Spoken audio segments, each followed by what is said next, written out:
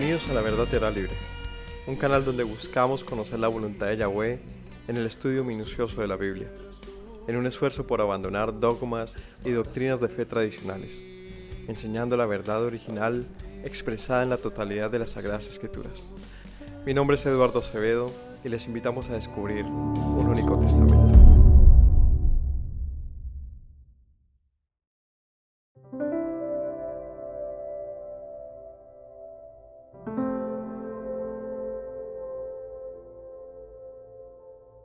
Shabbat Shalom para todos mis hermanos, Yahweh los bendiga y bienvenidos a un estudio más de las Sagradas Escrituras, un estudio de Shabbat, continuando con las enseñanzas que cada día de reposo traemos para todos ustedes, que el Señor nos regala.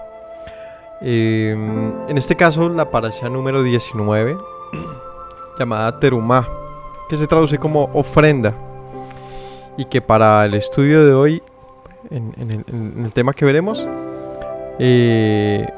lo llamaremos Tu vida como ofrenda a Yahweh. Tu vida como ofrenda a Yahweh, ya que es un pasaje muy especial en la escritura el que tenemos para aprender hoy. Y veremos hoy en lo particular dos temas. Sencillo, la enseñanza va a ser más bien fácil, contundente.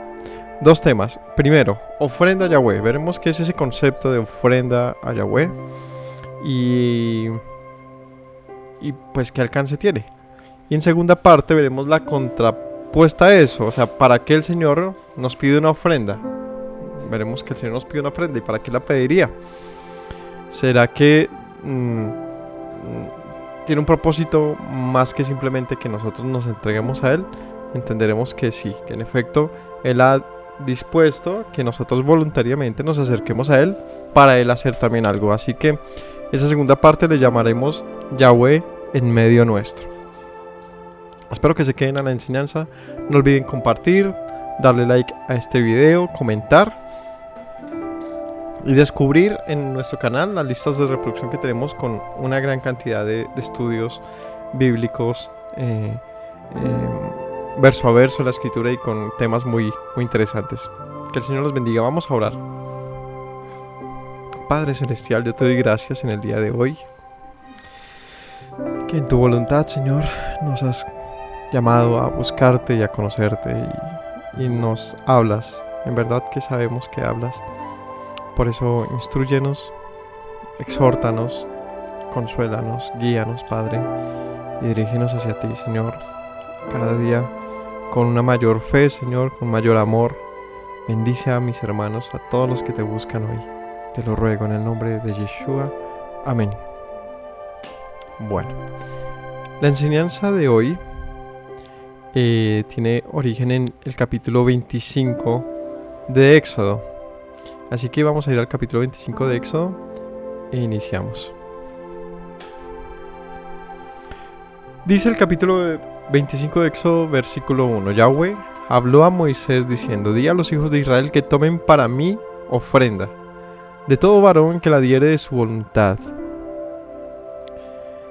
De corazón tomaréis mi ofrenda. Y esta es la ofrenda que tomaréis de ellos: oro, plata, cobre, azul, púrpura, carmesí, lino fino, pelo de cabras, pieles de carneros, pieles de tejones, madera, aceite, especias, piedras preciosas, etc. Versículo 8. Y harán un santuario para mí y habitaré en medio de ellos, conforme a todo lo que yo te muestre, el diseño del tabernáculo y el diseño de los utensilios, así lo harás. Capítulo 25, un capítulo muy importante, porque el capítulo 25, con este par de versículos que leímos, solamente con esto, encontramos una razón para todo. Para todo. ¿Y a qué me refiero con todo? Pues, ¿a quién le está hablando el Señor en el capítulo 25? Di a los hijos de Israel. A Israel, al pueblo que había salido de Egipto. ¿Para qué el Señor saca a un pueblo de Egipto? ¿Cierto? ¿Qué propósito tendría? Este capítulo 25 nos ayuda a encontrar, nos dice con claridad qué se propuso el Señor con su pueblo. ¿Para qué saca un pueblo de Egipto y no lo saca pobre? Porque aunque ellos fueron esclavos en Egipto y vivieron digamos que asalariados por los egipcios. Ellos cuando salen de Egipto salen enriquecidos por el despojo que hicieron a los egipcios, no un despojo en la fuerza, o sea, no fueron y atacaron a los egipcios, ni hubo muerte de parte de los hebreos para que ellos les dieran algo, sino que los egipcios voluntariamente les entregaron riquezas con tal de que no volvieran, que se fueran. El Señor puso en el corazón de los egipcios, déles eso para que ellos no tengan que volver acá. En su temor, en el miedo de los egipcios, ese era el camino. ¿Saben qué? Váyanse, suerte y adiós. Y les enriquecieron bastante. Eso lo dice la escritura.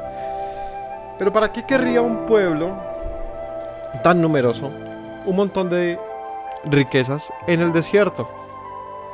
¿Qué se puede hacer con...? Es como si a usted le regalan $1.000.000, pero lo mandan a una isla desierta y no tiene forma de salir de ahí. Pues no le sirve para nada. De pronto se hace unos barquitos de papel lo más de lindos con esos dólares. Es lo único que puede hacer ahí. Algo así pareciera riquezas en el desierto, ¿no? Pero es que ellos no iban a quedarse en el desierto, ¿no? Ese no era el propósito. El Señor sacó al pueblo enriquecido con un propósito. Esa palabra es muy importante, ¿no? Y creo que últimamente la he mencionado bastante, el tema de un propósito, una razón de ser, un objetivo. El Señor enriqueció al pueblo y aquí vemos una de las razones del uso de aquella riqueza. El Señor dice: dile a los hijos de Israel que voluntariamente de corazón den una ofrenda para mí, o sea, para el Señor. Y la ofrenda que tomarían sería oro, plata, cobre, y empieza a mencionar una gran cantidad de materiales que tienen un uso comercial, que tienen un uso de lujo, que tienen un uso en la fabricación de utensilios, ¿no? Porque se mencionan metales, se mencionan telas, se mencionan aceites, aromas, piedras preciosas y una gran cantidad de elementos que no se encuentran ¿dónde? En el desierto. Un pueblo que era rico y no lo sabía. Y con esa riqueza, una riqueza que no se la ganaron. Es bonito entender esto, ¿no? El pueblo salió libre y enriquecido. Ambas cosas gratis. Ambas cosas por gracia. Ambas cosas sin haberla trabajado. Cualquiera diría así, ¿cómo que no la trabajaron? Fueron esclavos cantidad de años, sí, pero era esclavitud, no era un mérito que tenían pendiente. Eran cualquier pueblo esclavizado, como cualquier pueblo esclavizado. Pero en esa situación de debilidad, de no existir, porque no eran más que esclavos, así parece, al punto que casi que no hay ni historia de ellos en los escritos egipcios. Imagínense que usted sea tan nadie que ni siquiera se ha mencionado en los escritos egipcios. Nos puede dar a pensar mucho sobre el papel de estos hebreos en Egipto. O te borran porque no quieren saber nunca más de ti, o también porque no lo eras. Solamente eras mano de obra. El caso es que salen enriquecidos y llega el momento que el Señor les dice: bueno, tengo un propósito, y se los descubre a todos. ¿Cuál es el propósito del Señor con este pueblo? Versículo 8: harán un santuario para mí y habitaré en medio de ellos. El Señor se había propuesto habitar en medio de un pueblo que había escogido para sí mismo, para su nombre. ¿Y cómo podría el Señor habitar en medio de la gente?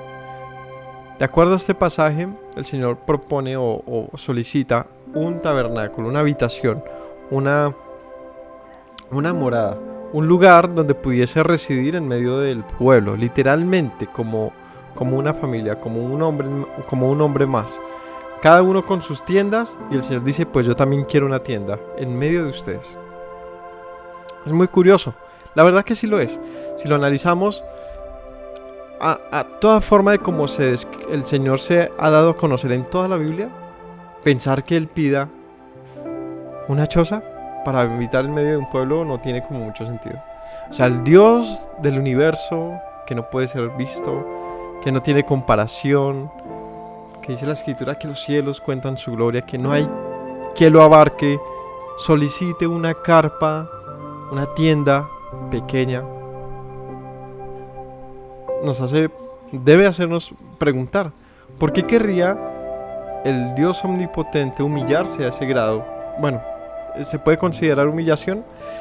¿Qué significa que él haya deseado habitar en medio de un pueblo ciertamente rebelde? Porque el comportamiento del pueblo a lo largo de los libros nos demuestra que es un pueblo bien complicado, muy insípido, pues quizás a la lectura de nosotros hoy en día, pero que el Señor haya visto algo particular es lo que nos debe hacer preguntar: ¿qué ve el Señor en nosotros, en la humanidad?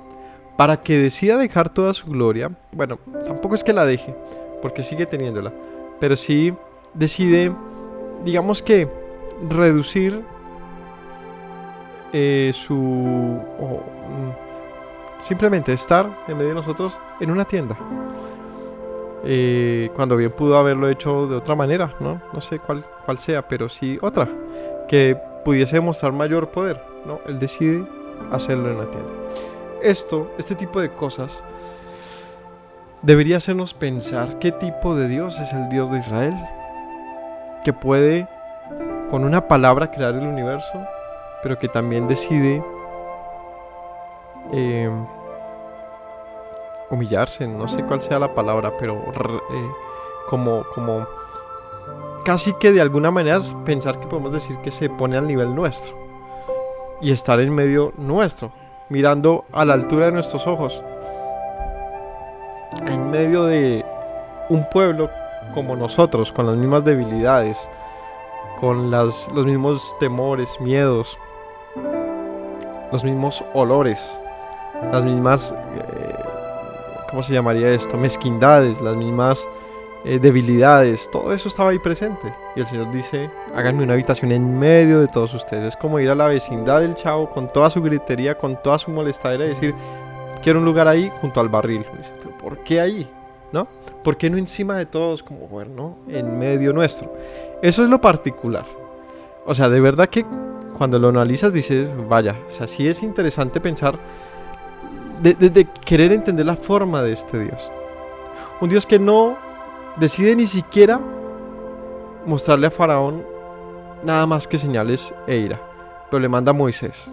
O sea, Moisés fue lo que Faraón pudo conocer de Dios y todos los estragos que hizo. Pero al pueblo no lo hizo así. Al pueblo le permitió ver su gloria de una forma muy diferente, pero muy diferente. Donde diríamos, al Faraón parece que se le presenta como un Dios. ¿Cómo? Pues con todos los poderes. Y al pueblo, ¿cómo lo hace? No pareciera como un Dios. Es decir, no como lo que nosotros estamos acostumbrados a creer, a conocer, a lo que se ha escrito acerca de los dioses. No pareciera así como se le presenta al pueblo. Lo hace de una manera diferente, íntima, personal. Casi que de una u otra manera de tú a tú. Porque Él dice: van a santificar este santuario porque yo habitaré en medio de ustedes. O sea, Él dice: pues yo sé que ustedes andan en inmundicias, pero aún así decido estar en medio de ustedes. Santifiquen el lugar. ¿A costa de qué? ¿A cambio de qué el Señor hace esto? O sea, ¿por qué Él haría eso? ¿No? Haría eso. Y eso, ese meollo del que les estoy hablando, ese contraste que pareciera tener nuestro poderoso y gran y único Dios con tornarse sencillo, como unas telas extendidas con oro.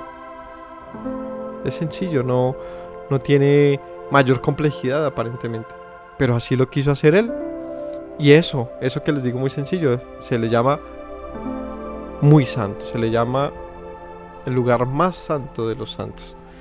Entonces, quiero, con todo esto que les he dicho, les dije que la predica va a ser corta, la terminamos, no mentiras. Con esto quiero que vean para dónde va esto, ¿listo? Entonces, vamos a ver aquí dos propósitos. Primero, ¿por qué el Señor habitaría en medio de un pueblo? Porque ese pueblo primero debe tener, ¿qué? Voluntad. voluntad. ¿Para qué el Señor le pide al hombre una disposición completa, un corazón, una ofrenda? Sino porque Él va a compensarlo de una mayor manera. ¿Qué sería mayor que la vida de uno? Es decir, el Señor quiere algo de ti. Pregunta, ¿qué quiere Dios de mí? Pregúntense, ¿qué quiere Dios de mí? Digan, ¿qué quiere Dios de mí? Sí. Otra vez, Dios quiere algo de ti. Tu vida entera. Maravilloso, ¿cierto? Tu vida entera. Pero, ¿se ha preguntado qué es dar la vida de uno? No es cosa fácil. La vida entera de uno es todo lo que es uno. O sea, no hay más. Porque lo que hay afuera no es tuyo. Pero dar mi vida requiere todo. ¿A cambio de qué? O sea, ¿yo por qué le voy a dar a Dios mi vida? Porque Él me creó, pues no me hubiera creado entonces. Y luego me va a exigir algo. Podría ser un razonamiento. Si me dejó vivir, pues prefiero vivir. Podría ser un razonamiento. Es decir, ¿por qué tengo que dar mi vida? No me la hubiera dado. A menos que justamente el Señor en esa libertad nos diga, háganlo voluntariamente, porque es que hay algo mayor que la vida. Es decir, a pesar de que esta vida es grandiosa, es única, tiene un valor inmenso, y ni siquiera porque nosotros la valoremos o no, sino porque Él nos creó. El valor de nuestra vida está en que Él así lo proporcionó, lo diseñó, lo pensó, así lo hizo. Nos hizo criaturas diferentes, únicas en nuestra especie, o por lo menos así lo conocemos. ¿A cambio de qué? ¿Para luego exigirnos nuestra vida? ¿Será que en el concepto del dar, del amor de Dios, tuvo límite y ya se limitó a que nos dio la vida y ahora la pide? ¿Será que es así? Pues este texto nos ayuda a entender que no es así, sino que Él, así como dio en un momento y en un principio y nos hizo, nos formó, nos creó, pues está dispuesto a dar más que simplemente eso, solamente que para la segunda parte no lo hace sin consentimiento, lo hace con nuestro consentimiento. Es decir, esa segunda parte de la que estoy haciendo todavía como esa introducción para darlo a entender de qué es, lo hace en alguien que lo permita, en alguien que voluntariamente lo permite. ¿Y qué sería mayor que la vida? ¿Qué? ¿La muerte? ¿Qué es mayor que la vida? ¿Qué es mayor? Él, la vida de Él. Por eso Él dice, habitaré en medio de ustedes. Es decir, el Señor dice algo así como tú tienes tu vida, linda, bonita. Hagamos un cambalache. Un cambio, un intercambio. Hagamos un trueque. Deme su vida y yo le doy la mía. Si no lo hemos entendido, eso es lo que está diciendo el Señor. Deme su vida que yo le doy la mía. ¿No le parece interesante? ¿No le parece un buen negocio? ¿Y a qué se refiere que nos dé su vida? ¿Que tengamos control sobre él? No seamos tan simples. Es que nuestra vida, evidentemente, como Pablo lo menciona en muchas maneras, está como corrompida, como dañada, como insuficiente, como débil, limitada. Pero eso comparado al Señor y lo que es Él y su vida, pues nos hace entender que lo que Él nos ofrece, de lo cual podemos tomar una decisión voluntaria, es mayor, es perfecto, es bueno, es necesario, es inteligente y es sabio. Así que aquí viene una propuesta de parte del Señor. ¿Alguien quisiera que el Señor more en medio de él? Entregue su vida. Me parece justo. Y eso, queda corto, pero menos que eso, ¿qué sería? Porque el Señor depositaría su presencia, su vida, su existencia en algo que no lo permite, ¿no? Es como que alquilas una casa y no la compras. Y al vendedor, el vendedor te dice, le vendo toda la casa, pero ese cuarto no me lo toca. No, véndame la completa. No, yo le vendo toda la casa, pero ese cuarto no, ese sigue siendo mío. No me interesa el negocio, yo necesito la casa completa. ¿Por qué me va a reservar algo? ¿Cierto? ¿Cuál sería la razón?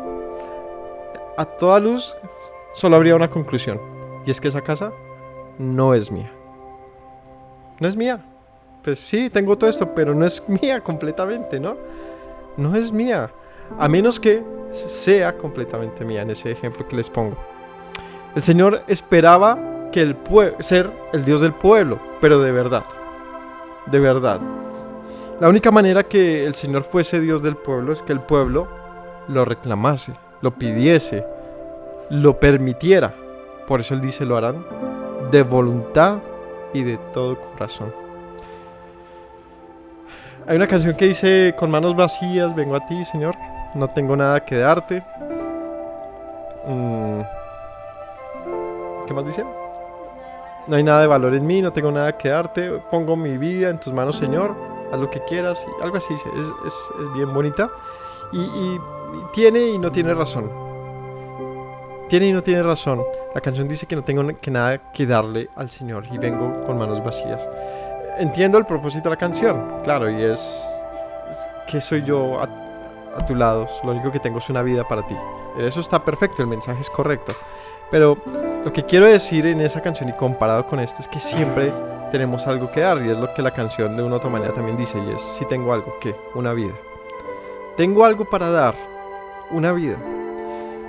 Y no es la vida de otro, es mi propia vida para el Señor. Pero a veces pensamos que somos tan malvados, tan insuficientes, tan feos, que porque el Señor va a hacer algo conmigo, ¿no? Hay una humillación voluntaria, automática, muchas veces delante del Señor, y no nos permitimos a nosotros ver lo que el Señor sí ha visto de nosotros. ¿Y qué vio el Señor en este pueblo? En este pasaje, de acuerdo a este pasaje y a la parábola que se ve con esto, ¿qué vio el Señor en este pueblo? ¿Qué le pidió? Oro, plata. O sea, podrían decir, somos esclavos, pobres, miserables, pero el Señor, ¿qué encontró en ellos? Riqueza. Riqueza. ¿Cuál era la riqueza de este pueblo? Una que ellos tenían de parte del Señor, pero que no sabían que la tenían. Y que la única forma de encontrar y verla era en el momento de ofrecerla, de darla. Cuando haces algo voluntariamente, aparecen cosas que no sabes que tienes. La verdad es que a veces uno siente que uno está muy limitado, yo soy así, y uno como que se cierra muchas cosas, pero cuando llega el momento de proceder, a veces uno descubre cosas de uno interesantes. Y hay algo que descubrir, y es que si el Señor ha decidido habitar en medio nuestro es porque no vio nuestro mugrero únicamente, sino que también vio algo que nosotros no hemos visto aún quizás, y es algo que Él dio en el rescate nuestro. Porque este no es un pueblo esclavo, ya no más. No es un pueblo alejado de Él, ya no más, nunca más. Era un pueblo libre, separado para Él, comprado, liberado. Tenían para dar, pero no sabían. Así que hasta este punto decimos, el Señor ha pedido una ofrenda, una terumá. Esa ofrenda, ese concepto de ofrenda es constante en la Biblia, aparece en muchos lugares. ¿Qué significa terumá? Significa presente, una dádiva, un sacrificio, algo que se eleva, ¿sí? Algo que se presenta, algo mecido, algo como una primicia, una porción. Es un regalo, es algo que se da y que es para el Señor, que se eleva, ¿no? Como una ofrenda de terumá, de elevación. En algunos pasajes se presentan esos pasajes de ofrendas elevadas al Señor, aparece terumá. ¿Qué es una ofrenda al Señor? La ofrenda al Señor, el concepto de terumá, representa algo que nosotros de lo que tenemos, de nuestra propiedad, de nuestras pertenencias, ofrecemos. Es un regalo, literal, cuando das algo que es tuyo a otro. Eso es una ofrenda. En el concepto más sencillo, es algo que se separa para otro. El Señor pide de nosotros algo. Dice aquí, todo varón la dará de voluntad de corazón, tomarán mi ofrenda. De su voluntad de corazón tomarán mi ofrenda. Es decir, que en esa petición del Señor que encontramos en este pasaje de recibir algo, lo dispone a nuestra libre, o lo pone a nuestra libre disposición más bien. ¿Qué estamos dispuestos a dar para el Señor? Veamos qué pasó con este pueblo. El Señor decía que necesitaba de diferentes tipos de materiales porque necesitaba construir un lugar donde Él pudiese habitar. Él no era el dueño de todo, claro. ¿Y por qué no Él ponía esos materiales? Pues porque no los necesitaba. Él no quería, si Él necesitase habitar en algún lugar, pues ya lo hace. Él lo habita en todo. Pero Él quería permanecer en un lugar donde fuese bienvenido, donde fuese invitado, donde estuviese dispuesto, preparado un lugar para Él. Un lugar que Él hubiese... un lugar donde fuese bienvenido. Vamos más adelante, en el capítulo 35, ya se habla acerca de estos hechos. Ahí en el mismo libro, en Éxodo 35, dice, en el versículo 5, dice, Moisés dice, esto es lo que el Señor ha mandado, tomad de entre vosotros ofrenda para Yahweh. Todo generoso de corazón le traerá a Yahweh: oro, plata, bronce, azul, púrpura, carmesí, lino fino, pelo de cabras, pieles de carneros teñidas de rojo, de tejones, de madera de acacia, aceite para el alumbrado, especias para la unción y para el incienso, y piedras de onis y piedras de engaste, efod y para el pectoral. Aquí es donde ya, el capítulo que estamos hablando, el Señor se lo dice a Moisés, aquí Moisés ya se lo está diciendo al pueblo, y aquí es donde se procede a ello. En el versículo que estamos, en el 35:5 primero, decía que se haga generoso, ¿no? Tomad entre vosotros ofrenda para Yahweh, todo generoso de corazón la traerá. En el otro decía voluntariamente, en este caso le agrega y es generoso. Dar es algo que dicen por ahí es mejor dar que recibir, ¿no? Es más bienaventurado dar que recibir. Es un pasaje de la escritura. Y he escuchado personas que me dicen, en algún momento me han querido dar algo, regalar algo, y yo le digo, no te preocupes, y me dicen cosas como, no me quite la bendición de dar, no me quite la bendición de dar. Y es un concepto interesante, porque pareciera que cuando uno da, está restando, ¿no? O sea, si yo tengo 2 camisas y regalo una, pues ya no tengo 2, tengo una, entonces yo perdí y el otro ganó. De una forma podría verse así, pero no, de ninguna manera.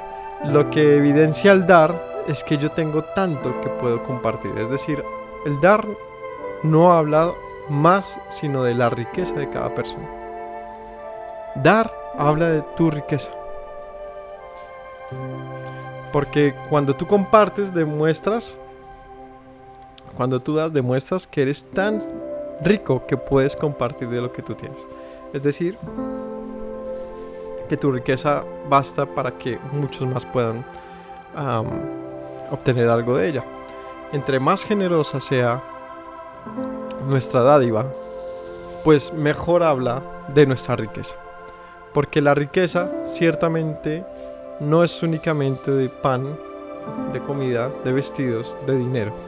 La riqueza se encuentra en nuestras capacidades, nuestra capacidad de dar, nuestra generosidad. ¿Cuánto debemos entregarnos al Señor? ¿Hasta dónde? ¿Hasta qué punto alguien debe darse al Señor? Pues que es algo difícil de cuantificar, ¿cierto? Es algo que es difícil de siquiera como tratar de encapsular. No, porque es que la generosidad de cada persona mostrará ¿sí?, su entrega al Señor. Es nuestra generosidad. El Señor no dice, o digamos que el pasaje no nos dice entrégate al Señor un 5, un 10%. Él dice con generosidad y voluntariamente. Son dos cosas diferentes. Sí, claro, aquí está hablando del tabernáculo, y lo que yo estoy hablando es del concepto de entregarnos a Él. Pero es que el tabernáculo representa lo que el Señor quiere hacer en medio de nosotros, y es habitar en medio de nosotros. En medio de un pueblo que le reconoce, un pueblo que permite esto. En el versículo 21 de este mismo capítulo, el capítulo 35, dice, 20 dice, salió la congregación de los hijos de Israel de delante de Moisés y vino todo varón a quien su corazón estimuló, todo aquel a quien su espíritu le dio voluntad, con ofrenda a Yahweh para la obra del tabernáculo de reunión y para toda su obra y para las sagradas vestiduras. Vinieron hombres como mujeres, todos voluntarios de corazón, trajeron cadenas, zarcillos, anillos, brazaletes y toda clase de joyas de oro, y todos presentaban ofrenda de oro a Yahweh. Todo hombre que tenía azul, púrpura, carmesí, lino fino, pelo de cabras, de carneros, tenías de rojo, de tejones, lo traía.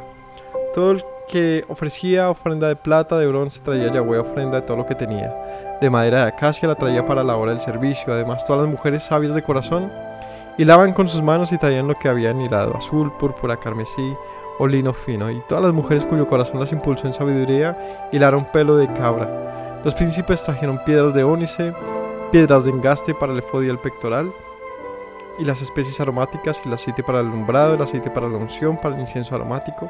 De los hijos de Israel, hombres como mujeres, todos los que tuvieron corazón voluntario para traer, para toda la obra que Yahweh había mandado por medio de Moisés que hiciesen, trajeron ofrenda voluntaria a Yahweh. Listo. Ofrenda voluntaria a Yahweh es el concepto que hasta aquí hemos mencionado. Una ofrenda voluntaria de hombres y mujeres. Es algo que trasciende el particular y se convierte en algo general. Todos podemos presentarnos delante de Yahweh voluntariamente con generosidad de corazón. Pero ¿qué es esto? Tenemos que entonces vender nuestras cosas y llevarlas a algún lugar. Se trata de presentar, nuestras riquezas en algún lugar. ¿Será que eso es lo que estoy diciendo? De ninguna manera. Estoy diciendo que si queremos que el Señor habite en medio nuestro, es necesario que haya un lugar donde habitar. Y ese lugar no es algo que Él ha usurpado, que ha robado, que ha tomado. No, Él nos pide que nosotros lo demos. ¿A cambio de qué? Pues de que Él more. No es cosa pequeña, es lo que les he dicho. No es cosa pequeña, o es que acaso alguien cree que es cosa pequeña que el Señor more en medio nuestro.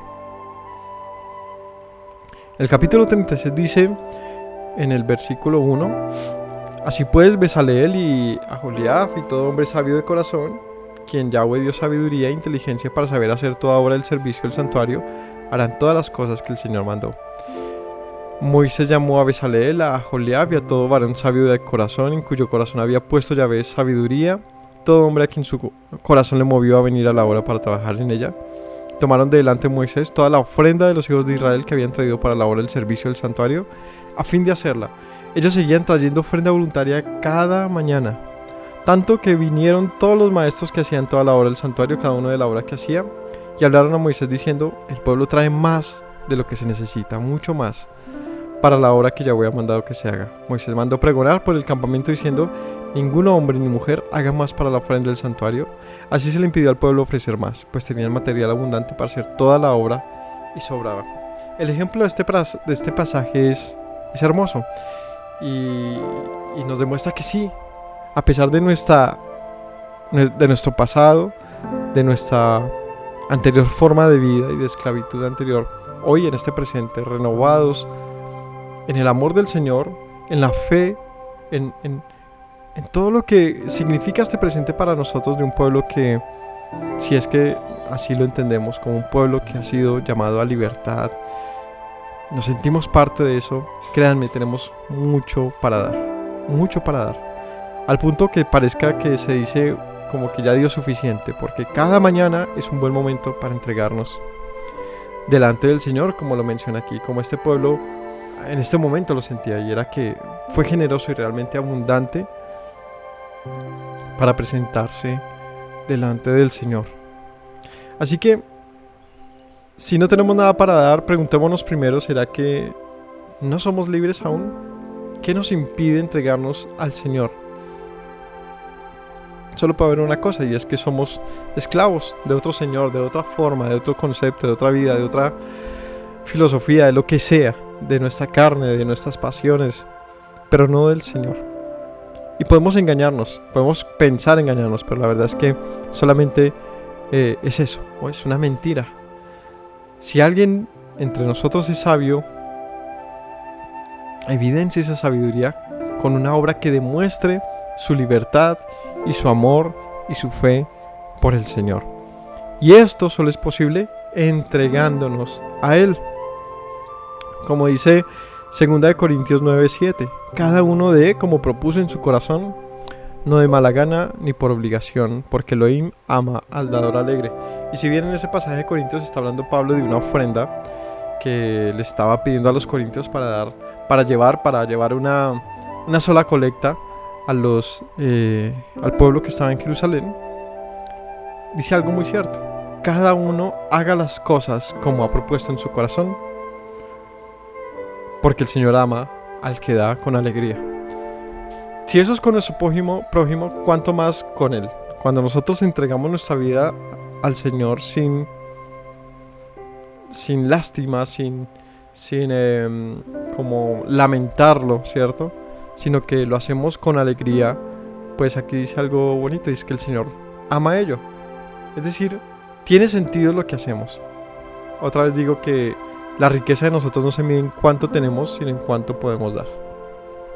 Hay gente que es tan, pero tan pobre, que lo único que tiene es un poco de riqueza acumulada, que solo le sirve a él. Pues pobre, porque no puede compartirla con nadie. Pero conozco gente muy humilde, que es tan rica, que su pobreza sirve para sustentar a muchos, para ayudar a muchos. Así que es mucho más rico que el otro. Así debemos presentarnos en esta vida, ¿no? Eso es un atributo más parecido al Señor. El Señor nos hizo a su imagen, y hay algo que hemos aprendido de Él, es que Él da con abundancia. Tenemos que aprender de ello. Efesios 5:2 dice: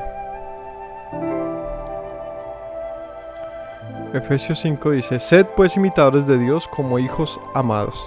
Andad en amor como también el Mesías nos amó, se entregó a sí mismo por nosotros, ofrenda y sacrificio a Dios en olor fragante. ¿Cómo se entregó el Mesías? Necesitamos un ejemplo de cuánto debemos entregarnos al Señor. ¿Qué dice la Escritura? Sean imitadores. Sean pues imitadores del Señor. ¿Hasta dónde debemos imitar al Señor? Pues aquí pone un ejemplo. ¿Hasta dónde nos amó Él, que entregó su vida por nosotros? Y se entrega al Padre Celestial como ofrenda y sacrificio a Dios en olor fragante. ¿Hasta dónde una persona puede entregarse? Puede entregar su vida completa. Esa es la demostración del Mesías. Alguien que no escatimó su vida, su gloria, ser el Hijo de Dios. Es que imagínense, ser el Hijo de Dios no fue algo que tuviese el valor para aferrarse, o bueno, claro, tiene mucho valor, pero nos amó más que eso, o sea, o así se manifestó, así pareciera, ¿no? Que de tal manera nos ha amado que presentó su vida por el rescate de muchos, como ofrenda en olor grato. Lo hizo con alegría, con amor, sufrido, pero con amor, delante del Altísimo. ¿Hasta dónde debemos entregar nuestra vida como ofrenda?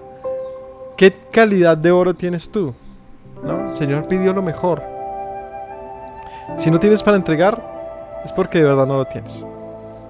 Hay dos opciones: o lo tienes y te lo reservas, lo que es lo mismo, o realmente no tienes. Y si no tienes, busca de Dios.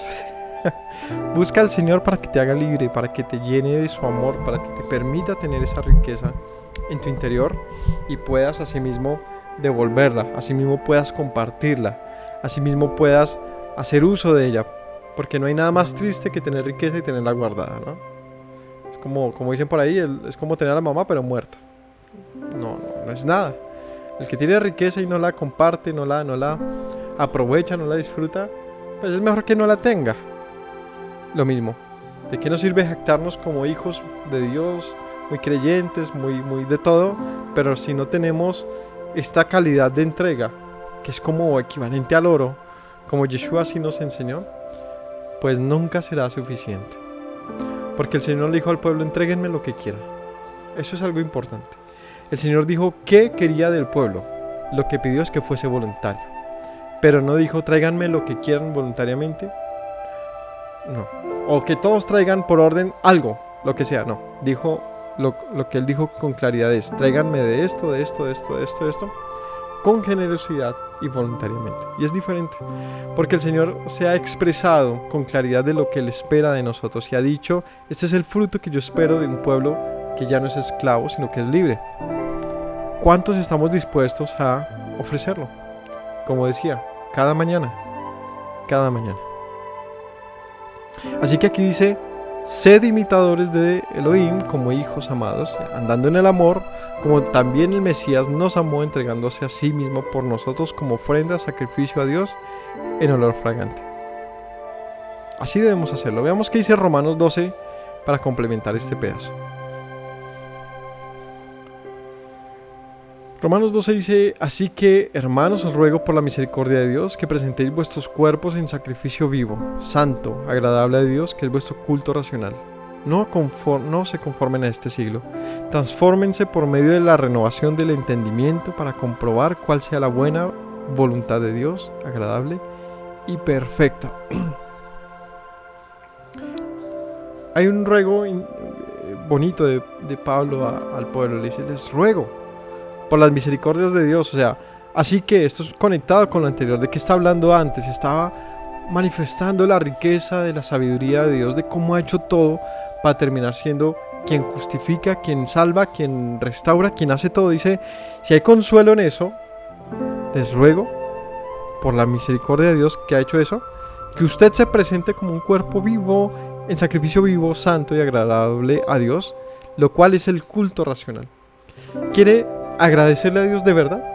Si de verdad hemos aprendido algo, si hay algo de estima en este evangelio, queremos demostrar gratitud de verdad, presentémonos como sacrificio vivo, santo y agradable al Señor. Eso es lo que dice el apóstol. ¿Hay algo que pensar del costo de todo lo que ha acontecido? Es decir, Moisés le diría al pueblo: si ustedes valoran en algo la libertad de haber salido de Egipto a este presente donde son libres, si valoran en algo eso, la gloria como el Señor despojó a los egipcios y les destruyó toda su arrogancia y destruyó los dioses egipcios, si hay algún mérito en ello, de cómo el Señor los rescató con mano poderosa, preséntense como sacrificio vivo, santo y agradable a Dios. Eso es un culto racional. Es decir, lejos de toda la filosofía que se nos puede convertir esto un poco hueca, ¿no? Filosofar me encanta, me parece que es algo que todos tenemos que aprender a hacer, pero a veces esa filosofía se nos convierte en un poco de basura y de excusas y de falsedad y deja de ser algo pragmático, se convierte en algo ahí como falso. Eso no lo es. Dejemos, como dice la novela, dejémonos de vainas. Nuestra presentación delante del Señor tiene que ser real. ¿Cómo? En gratitud. La única manera que uno puede tener una gratitud real es siendo consciente de las cosas como pasan. Una gratitud bonita, esa que uno se siente bien agradecido por algo, es cuando uno comprendió lo que pasó. Tenemos que reflexionar sobre lo que significa el Evangelio, sobre lo que significa esta vida que tenemos en Dios, porque de lo contrario puede convertirse en algo muy insípido y por lo tanto nadie quiere ofrecerse al Señor. Para muchos en esa salida al desierto fue algo insípido, o se convirtió, quizás no al principio, cuando el Señor pidió, al parecer todos estaban muy entusiasmados, pero pasó un tiempo y de acuerdo a los hechos que se narran, el pueblo había cambiado mucho, o sea, fluctuaba bastante, ¿no? Así que la invitación del apóstol es muy sabia y es: les ruego. O sea, cuando lo dice así, les ruego, es como por favor, pero por Dios, por la misericordia de Dios, preséntense su cuerpo como sacrificio vivo, santo y agradable a Dios. Es decir, la vida que usted vive aquí en la tierra, la vida que vivimos todos, que tenemos acá, no es cosa para ser menospreciada y para decir: Dios sabe, no. ¿Sabe qué? Lo que Dios sabe es que Él ha requerido de nosotros algo particular para hacer algo mayor. Ay, Dios no obra en mi vida, pero es que usted no ha hecho su parte. Entréguese al Señor. Y eso es un culto racional. se puede juzgar a la religión o a la gente como religiosos en general de una manera despectiva, estereotipada, pero lo que es un culto racional, una religión verdadera, de acuerdo a la Escritura, es una persona que se ofrece al Señor como un sacrificio vivo, es decir, como una ofrenda. Esto de sacrificio es algo que el concepto de sacrificio no es algo que se quema, sino algo que se eleva. Es diferente. Es algo que se transforma. Cuando tú pones la carne a asar, ella sufre una transformación completa, ¿no? ¿Cuál es la transformación del fuego? Es la mayor de todas. El fuego te pasa de un estado material, químico, físico, a todos los niveles diferente, ¿no? El peso de la materia cambia, su color, su sabor, pasan mil cosas en eso y simplemente pasa a ser algo que ya no fue. Y todo lo que se consumió, ¿para dónde va? Se eleva, ¿sí? O sea, es el proceso químico. Tú pones un pedazo de carne, un pedazo de madera, lo que sea, al fuego y ves cómo las brasas elevan un humo y todo eso que se está consumando, no sé, se está liberando. Todo eso que sube es parte de lo que fue alguna vez aquel objeto o aquella carne. Presentarnos como una ofrenda de sacrificio es eso, es sufrir una transformación en gratitud al Señor que va de este cuerpo, de esta mente, de todo lo que somos. Eso es racional. Eso tiene sentido, porque ese tipo de vida pelearía contra el que te dice predíquese a sí mismo, ¿no? Predica pero no aplica, y todas esas acusaciones con verdad que la gente hace sobre muchos que se creen rectos o que se creen hijos de Dios. No. El deber de nosotros como hijos de Dios es demostrar que hay un olor grato delante del Señor, y la única forma es presentando nuestra vida como ofrenda. Créame que entre las ofrendas que se llevaron no sería recibido algo diferente a lo que el Señor pidió. Es que yo traje unas carnitas de cerdo. No se pidió. Pero y de buey tampoco fueron pedidas, ¿no? ¿Qué pidió el Señor? Oro, plata, bronce, pieles, etc. Es decir, que no estaba al punto de yo doy lo que quiera, ni tampoco al de yo no tengo para dar. Porque todos tuvieron para dar. Todos, desde el más, incluso dice hombres y mujeres, príncipes, y todos tuvieron algo para dar. Lo que nos deja ver que en efecto, aunque fueron esclavos, todos tuvieron esa oportunidad de ser muy parecidos en esa salida socialmente. Y por lo tanto, todos pudieron ofrecer de la misma manera. Lo único que haría que ofreciesen más o menos era la voluntad de cada uno. No así las ofrendas que se presentan en Israel, que se presentaban. ¿Cómo se hacían?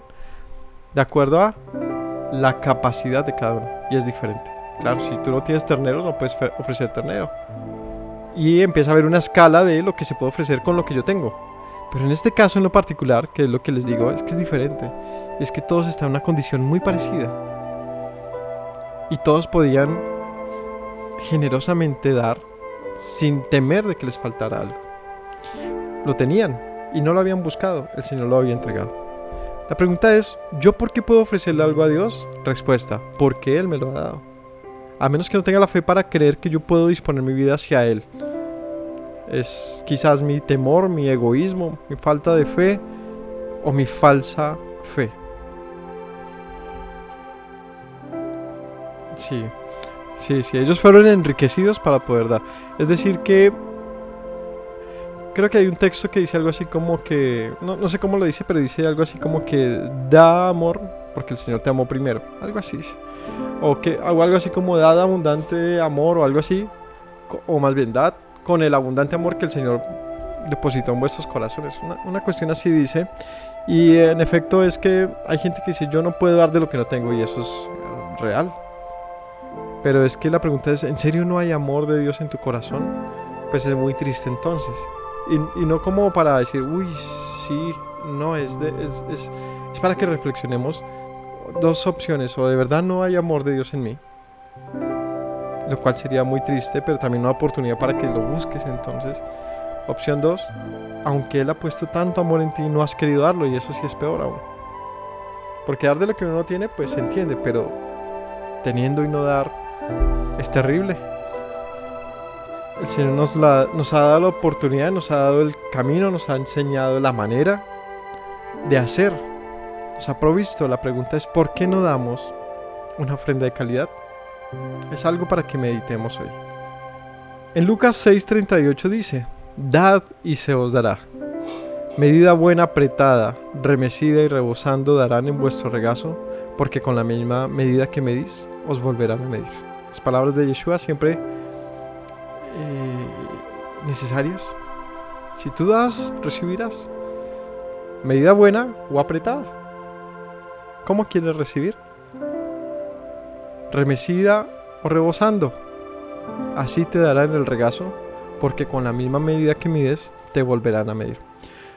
Siempre es importante. Hay veces siento que muchos podemos caer en un momento en nuestra vida de quejarnos, de que pronto la vida o la gente no nos paga tan bien cuando hemos intentado hacer bien las cosas, ¿no? Pero hay que tener paciencia. Pero sí estoy seguro que si siempre realmente en lo profundo de nuestro ser procuramos hacer bien con los demás, eso se va a reflejar también. Eso se va a reflejar. A veces lo único que tenemos es ese asunto de por qué la gente no hace conmigo. Y la respuesta es: ¿y tú qué has sembrado en los demás? O sea, hay 1000 pruebas en esta vida, pero también hay cosas que hablan más que de los demás, hablan es de nosotros. A veces ese tipo de situaciones difíciles de que la gente, pero otra vez con esta persona o con este tema o con esto, preguntarnos si nosotros hemos hecho suficiente para de lo que a nosotros respecta, solucionar en algo eso que estamos recogiendo. Sembrar, aquí Yeshua dice, siembra abundante o poco, porque así mismo recibirás. Medida buena o apretada, remecida o rebosante.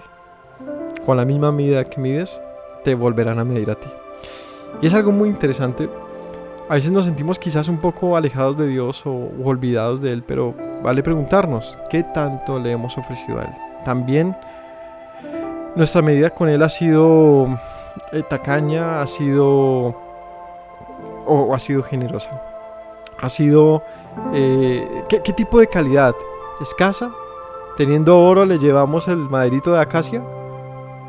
¿O teniendo como la viuda, ¿no? De lo poco que tenía, ella presentó la mejor de las ofrendas posibles, que era una miseria, pero era todo lo que ella tenía. Y eso le vale ser mencionada en todas las iglesias del mundo. Es decir, su obra fue magnífica y fue más rica que los ricos, que es lo que les he querido decir. Aunque para el ojo de cualquiera pudo ser como una monedita, fue nada. Para Yeshua, cuando vio eso, fue conmovido. Imagínense, conmovió el corazón del Señor. Eso es a lo que me refiero, mis hermanos, con que nuestra capacidad de dar habla bien de nosotros, no solamente para que los demás vean eso, sino porque nosotros mismos necesitamos saber qué tan firme está nuestra fe, qué tan segura es nuestra transformación. Pues que el fruto lo evidencia. Leí un comentario sobre... Pareciera, el Señor dice, traigan ofrenda, ¿cierto? Pero Yeshua dice, háganlo en silencio. Pero el pasaje dice como que háganlo públicamente, todo el mundo traiga. ¿Será que hay una contradicción en la Biblia? De ninguna manera. La ofrenda que se presenta delante del Señor, ¿cómo se hace? Públicamente, siempre. Es decir, tú no puedes tener ese tipo de... El Señor sabe que yo lo amo. Allá en lo profundo de mi ser, yo amo al Señor y Él sabe que yo trato de hacer lo correcto. No, ¿sabes qué es lo que vale? Haz lo correcto. Lo que vale es que el mundo vea tus obras. Como dijo el Señor Yeshua, no escondas la luz. No más con eso. No la escondas. No hagas insípido el plato. No digas que la sal sala cuando no sala. Sino que tu luz ilumine. Que tu sal sale para que la gente vea y viendo tus buenas obras glorifique al Señor. Eso es lo que la recomendación de Yeshua. Pero también te dice, cuando des ofrenda, limosna, tzedakah a tu prójimo, prohibido que lo hagas en público. Es diferente. Hazlo en lo secreto, para que el Señor que ve en lo secreto te recompense en público. No que ni tu mano izquierda se entere cuando con tu diestra estás dando. Esa es la manera en que Yeshua lo dice. Y te está diciendo no vivas de pantallerismos, de mostrarle al mundo cuán filántropo eres, de cuán generoso eres, simplemente impresionando con lo que le das a otro. No, si quieres demostrarle algo al mundo, es una vida de integridad delante de Dios. Y a tu prójimo, sé generoso con él, pero en lo privado. No tienes por qué convertir esto en una falsa humildad. Es muy diferente. Así que, claro, no es lo mismo presentar una ofrenda al tabernáculo que ver a tu hermano con necesidad y ayudarlo. Porque cuando ayudas a tu hermano, pasan dos cosas y también dejan de pasar otras dos. ¿Cuáles son las dos buenas que pasan?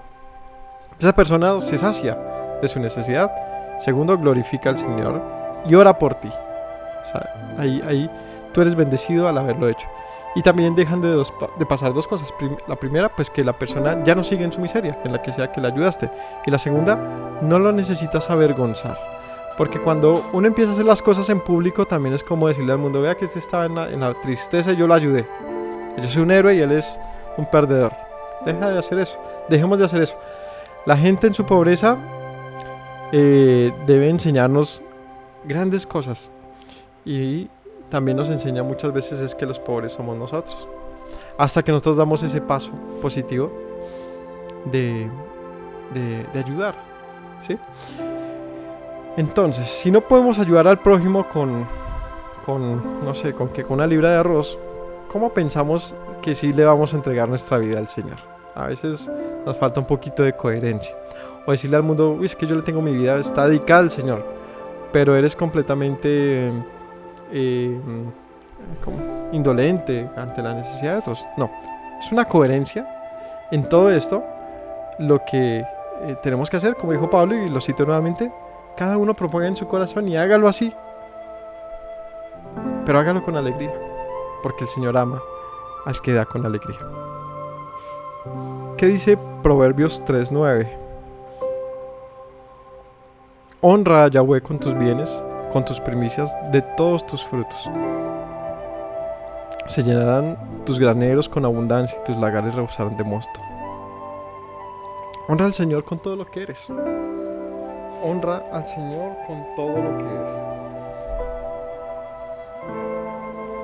Honra al Señor con todo lo que eres. ¿Otra vez? Proverbios 3:9. Honra al Señor con tus bienes, con tus primicias, con tus frutos, con todo lo que eres. Estas cosas mencionadas acá se hacían en el tabernáculo, se presentaban como ofrendas encendidas, como ofrendas literalmente delante del tabernáculo, del templo. Ahorita de pronto no está eso, pero que sí hay. Está el Señor y estás tú. Está tu vida, puedes presentarle tu vida y el Señor te abundará. Por eso les digo que darle al Señor no es perder, es ser más ricos aún, es ganar. Listo, ese fue el punto 1, ofrenda a Yahweh. El punto 2 es Yahweh en medio nuestro. Y es que si volvemos a Éxodo capítulo 25, allí decía, en el versículo 8, decía: harán un santuario para mí y habitaré en medio de ellos. Harán un santuario para mí. Toda esta ofrenda era para construir un santuario, un lugar, una habitación. Y él dice, morar en medio de ellos. En el versículo 22, cuando habla de la construcción del arca, dice, allí me declararé a ti y hablaré contigo sobre el propiciatorio, de entre los dos querubines que están sobre del arca del testimonio, todo lo que te mande para los hijos de Israel. ¿Para qué querría el Señor un tabernáculo? Para habitar en medio del pueblo, para estar cara a cara con Él. Allí me presentaré a ti, allí te declararé mi voluntad, allí te diré lo que has de hacer. El Señor quiere decirnos al oído, al corazón, el camino. Nos quiere declarar su voluntad. Él nos ha pedido nuestra vida. ¿Para qué? Para que podamos llevarla de un punto de muerte a uno de vida. Porque sin eso, sin esto de por medio, el destino único que hay para nosotros es morir, como todos los mortales, como cualquier otro. Pero cuando está de por medio, el haber dispuesto nuestra vida a Él es poner nuestra esperanza en que Él rescatará nuestra vida. Es decir, que es confiar nuestra vida a Él, ¿no? Es confiar, es como que el nadador, ¿no? Que el barco que se hundió y quedó la gente ahí flotando y llegó un tipo en un helicóptero y tira el arnés. ¿Y qué empieza a decir el hombre? Agárrense, y allá ve a la gente intentando sobrevivir, a una señora en una puerta y el otro hundiéndose y se dice: Rose, ¿por qué dejaste hundir a Jack? Y así. Y uno dice: ¿por qué no agarra el arnés? ¿No? Hay uno que le puede, le está pidiendo su vida, suba, cójase. Pero a menos de que nosotros no soltemos pues la tabla, pereceremos. Bien. Levítico 26:11 dice: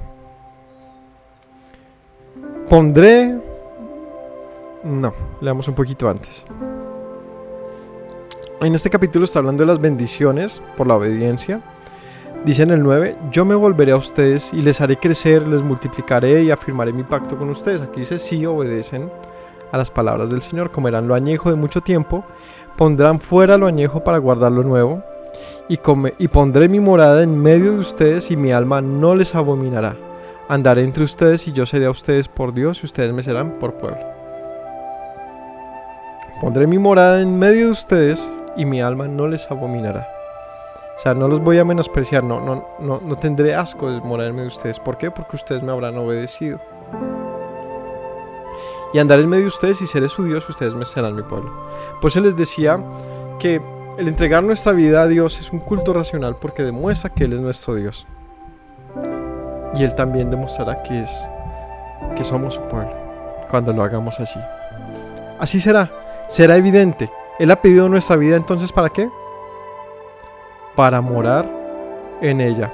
Vamos a Juan 1. Juan capítulo 1 dice: en el principio era el verbo y era con Dios y este era Dios. Este era en el principio con Dios y todo lo que ha sido hecho por Él fue hecho. Sin Él nada de lo que ha sido hecho fue hecho. En Él estaba la vida y la vida era la luz de los hombres. En el versículo 9 dice: aquella luz verdadera que alumbra a todo hombre venía a este mundo. En el mundo estaba y el mundo por Él fue hecho, pero el mundo no le conoció. A lo suyo vino y los suyos no le recibieron. Pero a todos los que le recibieron, a los que creen en su nombre, les dio la potestad de ser hechos hijos de Dios, los cuales no son engendrados de sangre, ni de voluntad de carne, ni de voluntad de varón, sino de Dios. Aquel verbo fue hecho carne, habitó entre nosotros, y vimos su gloria como la del unigénito del Padre, lleno de gracia y verdad. Y de este Juan dio testimonio. 16. De su plenitud tomamos todos gracia sobre gracia. Hasta ahí. En el 18. A Dios nadie le vio jamás. El unigénito Hijo que estaba en el seno del Padre, Él le ha dado a conocer. Bueno, quiero resaltar de este capítulo el versículo 14. Aquel verbo fue hecho carne y habitó en medio de nosotros. La palabra clave que estamos viendo es habitar, ¿no? Morar, una habitación, un tabernáculo. ¿Qué hablamos al principio del tabernáculo? ¿Qué era curioso? Que fuese tan sencillo, tan humilde, ¿no? A pesar de que estaba hecho a punta de oro, era quizás el lugar más humilde de la tierra, porque David mismo dijo: Señor, yo quiero construirte un lugar porque tú morando en medio de cortinas. No de ninguna manera pareciera un lugar digno del Rey de los Cielos, como Yeshua cuando se presenta como un hombre a nuestra altura, viendo al nivel de nuestros ojos, en medio de nosotros. Dice que el Hijo de Dios, quien es la palabra de Dios, quien es Dios mismo, se hizo carne y habitó en medio de nosotros y vimos su gloria. Eso es algo muy importante. Porque si vimos Yeshua, ¿dónde se manifestó? ¿A quién se presentó? ¿A quién? ¿Quiénes son los suyos? A Israel. Él se presenta en medio de los israelitas, ¿cierto? De los que llamó su pueblo y los que son hijos de los que estuvieron en el desierto caminando con un tabernáculo en medio de ellos. Ese tabernáculo literalmente fue construido y las tribus de Israel se repartieron de una manera geométrica, organizada, alrededor de este. Así se movían por el desierto. Pero resulta que este tabernáculo aparentemente solo... Por fuera, ¿cómo se veía eso? Como un poco de cortina, ¿cierto? La gloria de esto, ¿dónde estaba? Por dentro. Usted entraba al lugar santo y al santísimo, allí encontraba objetos, artefactos que quizás tengan todo el valor del mundo si se encontraran ahí. Y uno en el cual habitaba la misma gloria del Señor, el arca del pacto, un lugar donde Él dice: allí te encontraré cara a cara y te enseñaré y te diré lo que ha de ser de este pueblo, ¿no? Pues Yeshua representa ese tabernáculo, o más bien, ese tabernáculo representaba a Yeshua. Lo que el Señor se había propiciado era habitar en medio de un pueblo, y literalmente lo hace. Se hace hombre para habitar en medio de su pueblo. El pueblo no vio la grandeza y la gloria que había dentro de él, sino que vio un tabernáculo más. Como ese tabernáculo seguramente parecía en medio de la nación. Uno más. Lleno de gracia y de verdad, Yeshua estuvo en medio nuestro. Lleno de gracia y de verdad. Es decir, todo este mensaje, que como recuerden que esta es una enseñanza que pretende que veamos cómo se refleja el Antiguo Testamento en el Nuevo, cómo son un único testamento, una única verdad, y cómo este lugar que el Señor dice: quiero morar en medio de ustedes, se materializa incluso más allá. El Señor dice: hazlo, le dice a Moisés: hazlo como tú lo viste celestialmente, ¿no? De acuerdo a la visión. O sea que eso era algo figurativo y representativo de cosas mayores. Pues aquello que representaba se manifestó, al punto que Juan dice: lo vimos, caminó en medio nuestro. ¿Qué dice primera de Juan? 1. Lo que era desde el principio, lo que hemos oído, lo que hemos visto con nuestros ojos, lo que hemos contemplado y palpado en nuestras manos tocante al verbo de vida, Yeshua. La vida fue manifestada y la hemos visto, testificamos y la anunciamos. La vida eterna, la cual estaba con el Padre, y esta se nos manifestó. Lo que hemos visto, oído, esto anunciamos para que también ustedes tengan comunión con nosotros. Y nuestra comunión verdaderamente es con el Padre y con su Hijo. Estas cosas escribimos para que su gozo sea cumplido. Todo lo que anuncian los apóstoles acerca de este tabernáculo es que se manifestó y que no fue mentira, y que ellos fueron testigos y vieron cómo la gloria del Señor fue presente en el unigénito del Padre, Yeshua. Así que lo que estoy diciendo aquí es que Yeshua se manifiesta a un pueblo, y Yeshua representa al mismo Padre y su morada, es decir, en el cuerpo del Mesías habitaba la gloria de Dios mismo. Y está en medio de un pueblo que quizás no era merecedor, como tampoco lo fue el que estaba en el desierto. Tampoco lo era. Pero sí demuestra la intención de nuestro Padre y que sigue en firme. ¿Cuál es? Habitar en medio de un pueblo que le reconoce. Por eso leímos Juan 1. A los suyos vino y estos no lo recibieron, pero a los que sí. O sea, cualquiera diría: es que ellos no tenían oro para dar. Pues Juan me dice que sí. Juan me dice: hay unos que sí le recibieron. A los que le recibieron, a los que creen en su nombre, les dio la potestad de ser llamados hijos de Dios. Y esto no por voluntad de carne ni de varón, sino por voluntad de Dios. O sea que sí hubo quienes habían propiciado esa morada. Es decir, por causa de aquellos que le recibirían, Él se manifestó. Así que este santuario lo vemos en diferentes formas en la Escritura. Como un santuario celestial, como dice Hebreos 8. Dice acerca de Yeshua, dice en el 8.1: ahora bien, el punto principal de lo que venimos diciendo es que tenemos tal sumo sacerdote, el cual se sentó a la diestra del trono de la majestad de los cielos, ministro del santuario, de aquel verdadero tabernáculo que levantó el Señor y no el hombre. Porque todo sacerdote, sumo sacerdote, está constituido para presentar ofrendas, sacrificios, por lo cual es necesario que éste tenga algo que ofrecer. Bueno, y está hablando de Yeshua como sacerdote de un tabernáculo mayor. Uno, como les mencionaba, que fue lo que vio Moisés, ¿no? Algo que es celestial y que es el original, pues. Y Moisés estaba levantando algo conforme a la visión. Era algo representativo, figurativo de lo que significa esto. Veamos otro pasaje en el 9:11. Estando ya presente, de Hebreos, Yeshua, sumo sacerdote de los bienes venideros por el más amplio y más perfecto tabernáculo, no hecho de manos, es decir, no de esta creación.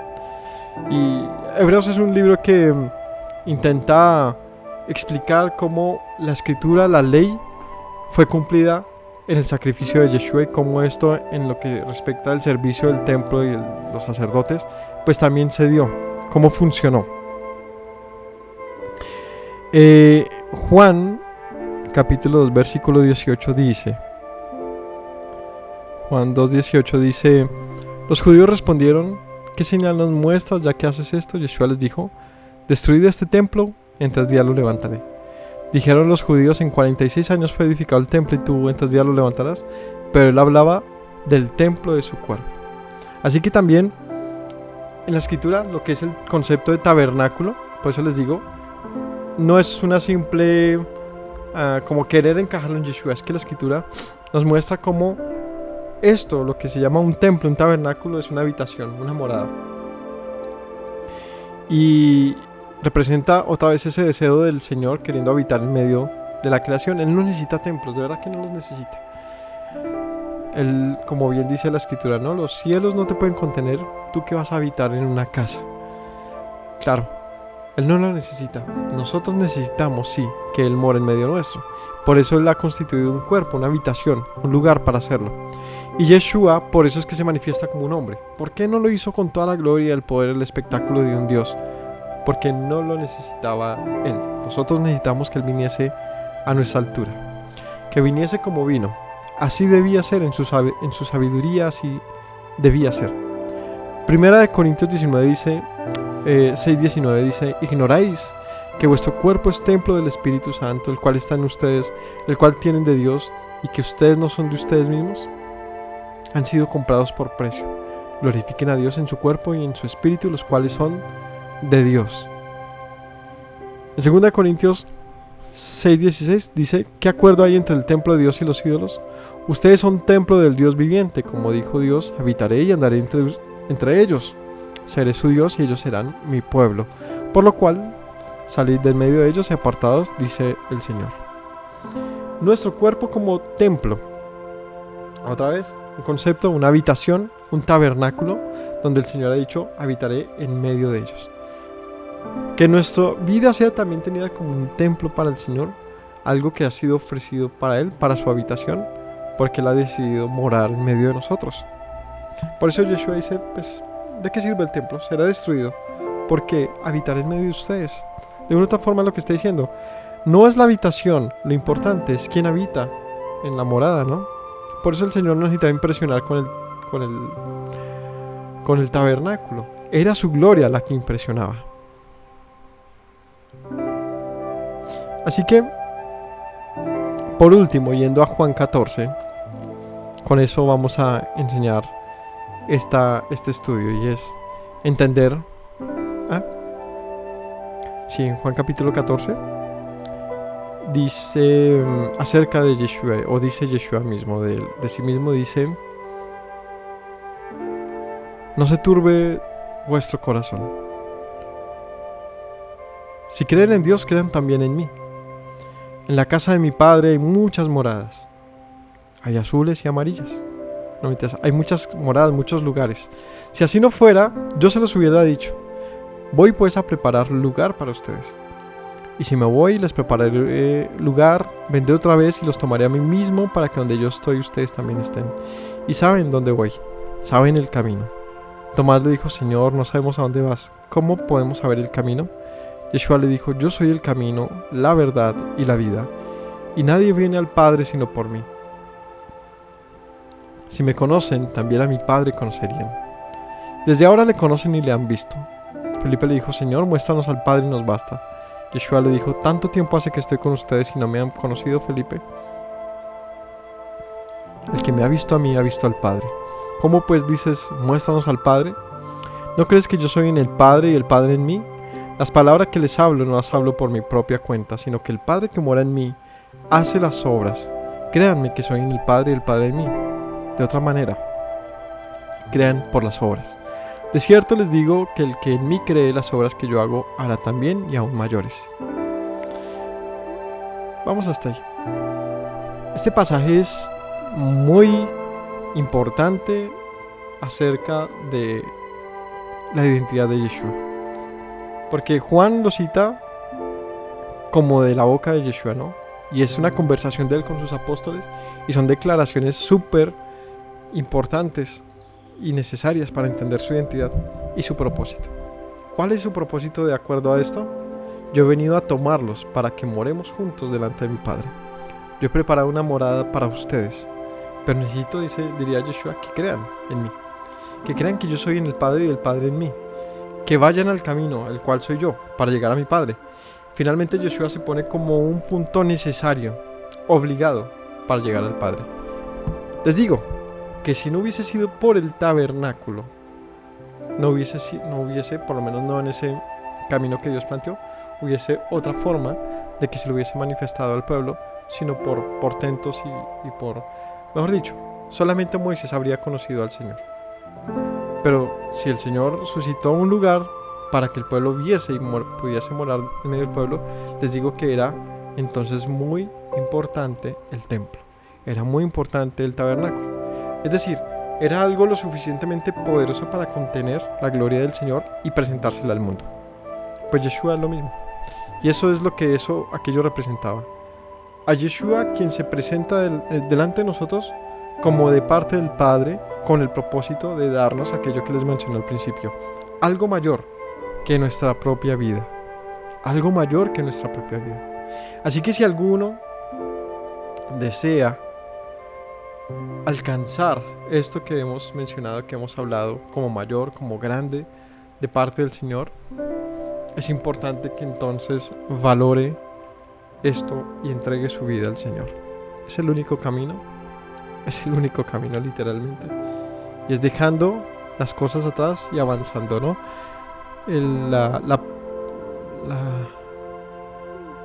La semejanza que hay entre todas estas historias y Yeshua es desconcertante, es muy evidente, y Yeshua nos dice: deja las redes, toma tu cruz y sígueme. Es lo que diría Yeshua. Es decir, es momento de presentarnos delante del Señor como un culto racional, como una vida con frutos reales. Ya no más el arbolito de Navidad, todo falso, no, realidad. Es lo que nos debe identificar ahora como pueblo de Dios. Y entonces, como decía Bob Ross, empezarán a pasar todo tipo de cosas maravillosas allí. ¿Se acuerdan del pintor? Hacía un arbolito y dice: ahí debe haber alguna ardilla y pasarán cosas maravillosas ahí, decía él. Así pasará nuestra vida si nosotros decidimos entregar nuestra vida de verdad, de veritas al Señor, y no más como una falsa fe de la que estoy seguro el mundo está cansado ya de ver ese tipo de cosas. Así que, mis hermanos, si deseamos que el Señor haga grandes cosas en nosotros, es necesario primero entregarle todo de nosotros. Es el camino más sabio, más inteligente que podemos escoger. Así que el Señor nos dé sabiduría y nos enseñe a hacerlo, nos dé la capacidad para alcanzar ello. Y no para señalar ni a nadie a pedirle su ofrenda porque es menor, mayor que la mía, no. Cada uno enfóquese y empiece a demostrar un fruto de vida en el Espíritu delante del Señor. Gracias a todos por acompañarnos en esta enseñanza. No olviden, cada semana, cada sábado, tenemos una enseñanza que va acorde a la Torá, buscando encontrar esas rupturas que el mundo ha generado acerca de la misma Biblia. La han despedazado de alguna manera, o la gente piensa que está despedazada y no quiere nadie leer un libro despedazado, ¿no? Si usted le dicen: venga, le regalo este libro, pero está quemado, usted ni lo va a intentar leer, le faltan hojas, pues ¿para qué lo leo? Pero la verdad es que hay un chisme grandísimo, y el interés de nosotros es despejar ese chisme y decirle, no, espérese, la historia sigue intacta. La verdad bíblica necesita ser redescubierta. Y bueno, que estas enseñanzas sean de provecho para todos. No olvidemos las palabras de Yeshua, nuestro maestro, que nos dijo: si permanecen en mis palabras, serán verdaderamente mis discípulos y conocerán la verdad, y la verdad les hará libres. Shalom para todos, que tengan excelente semana.